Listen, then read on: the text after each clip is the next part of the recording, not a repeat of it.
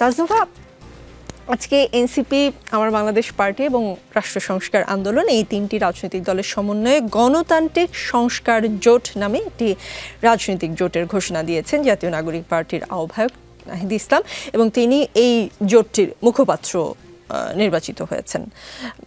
এর আগে বিএনপি ও জামাতের সাথে এনসিপির জোট করার একটা গুঞ্জন ছিল, গণমাধ্যমগুলো বা নানান মানুষের মুখে আমরা শুনতাম যে এনসিপি কখনো মনে হচ্ছিল এই বুঝি বিএনপিতে চলে গেল, বা মনে হচ্ছিল এই বুঝি জামায়াতে চলে গেল। এখন আপনারা নতুন জোট ঘোষণা করলেন, এটা কি আসলে বিএনপি এবং জামায়াতের সঙ্গে আপনাদের আসন ভাগাভাগির সমঝোতা না হতে, নাকি তিনটি দল মিলে আসন ভাগাভাগির প্রেশারটা দেওয়াটা আরেকটু কিছু সহজ হবে, সেই রকম কোনো সুবিধা থেকে এটি করা? ধন্যবাদ নিকোল আপনাকে, এবং আমার সাথে যারা আছেন, দর্শক যারা দেখছেন, সবাইকে শুভেচ্ছা। আপনি নিশ্চয়ই জানেন যে এটা একদম রকেট সায়েন্স না, খুব পরিষ্কার যে তিনটা দল যারা জোটবদ্ধ হয়েছে আজকে, তারা রাজনৈতিকভাবে বা ভোটের মাঠে তুলনামূলক দুর্বল। এবং কিন্তু গত জুলাই আগস্ট পরবর্তী গণ অভ্যুত্থান পরবর্তী যে সংস্কার বা নতুন বাংলাদেশের কথা বলার যে আলোচনা, তাতে এই তিনটা দল মোটামুটি সবচেয়ে বেশি সরব বা অনেক জায়গায় তারা কাছাকাছি।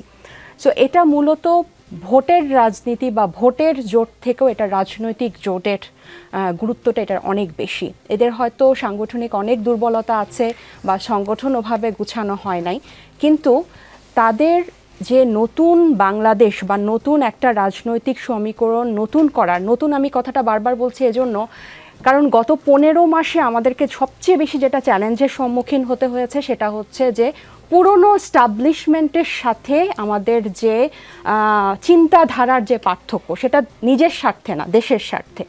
সো দেশের স্বার্থে যারা আমরা এক সাইডে আছি তারা আমরা, এবং আজকে কিন্তু আহ্বায়ক সাহেব এটাও বলেছেন নাহিদ ইসলাম যে এটা আমাদের আরও আগে করা উচিত ছিল, এটা আমাদের একটা ভুল ছিল। আমরা যদি যারা সংস্কারের কাছাকাছি এবং বাংলাদেশের গণতান্ত্রিক উত্তরণের রুলসগুলো সেট করার জন্য যারা আমরা সবচেয়ে বেশি সরব, আমাদের আরও আগে জোট করা উচিত ছিল। তাহলে হয়তো ঐক্যমত্য কমিশনে আমাদের বার্গেইনটা আরও স্ট্রং হতো। বার্গেইনটা আমি বলছি এই কারণে যে আমরা অনেক কিছু কিন্তু পারি নাই, যদিও শেষ পর্যন্ত গণভোটে এসে আমরা ঠেকাতে পেরেছি, কিন্তু আমরা অনেক কিছু কিন্তু গণতান্ত্রিক উপায়ে করতে পারি নাই, যেটা পুরনো এস্টাবলিশমেন্টের একটা বাধার কারণেই। সো এটা আসলে আসন ভিত্তিক না। এবং বিএনপি জামাতের বাইরে আপনি 15 মাস কিন্তু আমরা সময় দেখেছি। ইনফ্যাক্ট এনসিপির আসলে হওয়ারই দরকার ছিল না যদি এই গণ অভ্যুত্থান পরবর্তী বিদ্যমান রাজনৈতিক দলগুলো বাংলাদেশ পরিবর্তনের বাস্তবতাটা বুঝতো, কিন্তু আমরা দেখলাম যে ওটা হলো না। আমরা ধাক্কা খেলাম, আমরা নিজেরা একটা নতুনরা মিলে দল করলাম, কিন্তু পরে দেখলাম যে আমাদের এই আওয়াজটাকে আরও স্ট্রং করতে হবে, আরও মানে স্ট্রেডিং করতে হবে। কেন করতে হবে? আসনের জন্য না। আসনটা না আসলে বাই ডিফল্ট আপনার কাছেই আসবে যদি আপনি দেশের পক্ষে, গণতান্ত্রিক উত্তরণের পক্ষে রাজনীতিটা করেন। এটা বাই ডিফল্ট আসবেই, এটার জন্য কারো কাছে জোট করতে হবে না। এটা আমি নিজেই মনে করি এবং অনেকে এই কথার সাথে কোরিলেট করতে পারবে। সো এই যে আসন ভিত্তিক আপনি ধরেন করলাম রাজনীতি, দেন হোয়াট?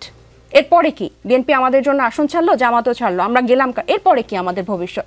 আমাদের কেন এত আয়োজন করে, এত মানুষের রক্তের পরে এত কথা, এত মানে ব্লেম নিয়ে আমরা কেন আসন নিয়ে, তারপরে কি? 5 বছরই ধরেন ক্ষমতায় থাকলাম, দেন হোয়াট? আমাদের এই 8 মাসে যতটুকু সংগঠন শক্ত হওয়া উচিত ছিল সেটা হয়নি, এবং সেটা নানান কারণে হয়নি। কেন হয়নি? আমরা অন্তর্বর্তী সরকারের অনেক ব্যর্থতা ছাত্রদের উপর এসেছে, এনসিপির উপর এসেছে। আমরা বিভিন্ন তকমাই আমরা জর্জরিত ছিলাম, কিংস পার্টি থেকে শুরু করে, জামাতের বি টিম থেকে শুরু করে, জামাতের দোকান থেকে শুরু করে সব কিছু আমাদেরকে মুক্তিযুদ্ধ বিরোধী, ইসলাম বিদ্বেষী, অনেক কিছু, নারী বিদ্বেষী, প্রত্যেকটা ইস্যু নিয়ে আমরা অনেক জর্জরিত ছিলাম। আমরা রাজনীতিতে নতুন, আমাদের অভিজ্ঞতা নাই জাতীয় রাজনীতি করার।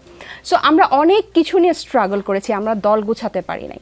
কিন্তু তারপরও সব কিছুর পরে আমরা একটা বিষয়ে একদম অনড় এবং আপোষহীন, যে আমরা বাংলাদেশের গণতান্ত্রিক পরিবর্তনটা চাই। এটা না হলে আমাদের আর কোনো দরকার নাই আসলে।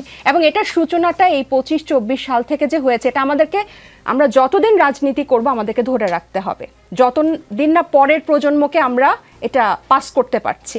সো এটা আমাদের উপর কিন্তু গুরু দায়িত্ব, এবং এই দায়িত্বের অংশ হিসেবে আমরা মনে করেছি যে যারা আমাদের সাথে আওয়াজগুলো, এবং আপনি দেখেন রাষ্ট্র সংস্কার আন্দোলন এবং এবি পার্টির ওনাদের যারা জাতীয় পর্যায়ের নেতা আছেন তাদের আওয়াজ কিন্তু মানুষের কাছে ওয়েল অ্যাকসেপ্টেড। তাদের পিছনে হয়তো বহর নাই, অনেক জনস্রোত নাই, গাড়ি নাই, কিন্তু তাদের আওয়াজগুলা কিন্তু ঘরে ঘরে আছে। আচ্ছা, হ্যাঁ। সো নতুন রাজনীতি আমরা যখন বলি, আমরা বলতাম যে এনসিপির যারা অডিয়েন্স তারা মিছিলে আসবে না, তারা সভায় আসবে না, তারা সমাবেশে আসবে না, তারা গণ অভ্যুত্থান সফল করে তারা বাসায় ফিরে গেছে, তারা বাসায় বসে দেখছে যে আমরা কি করছি। সেই কারণে আপনাদের মনে হয়েছে বিএনপি বা জামায়াতের মতো এত বড় দলের চেয়ে আসলে এই ছোট ছোট সমমনা দলগুলোর সঙ্গে যাওয়াটা আমাদের বেশি মানে কি বলবো তুলনামূলকভাবে মনে হয়েছে যৌক্তিক।